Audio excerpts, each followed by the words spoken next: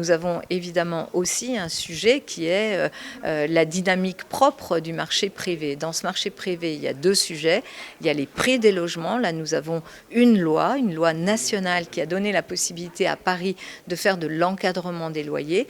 Nous avons maintenant le bilan de cette loi. Il est positif. Il nous a permis de contenir l'augmentation des loyers. C'est un point très important. Et puis, il y a la question du Airbnb qui, par exemple, dans une ville comme Paris, a été extrêmement difficile. Nous avons été privés de milliers et milliers de logements qui sont partis dans ces locations saisonnières. Nous avions réussi à obtenir à Paris une loi qui nous permettait de plafonner le nombre de nuits que les gens, les particuliers pourraient louer à 120. La loi qui vient d'être votée dernièrement permet de réduire encore cette possibilité et de passer à 90 jours, c'est-à-dire ne pas avoir plus de 90 jours de location.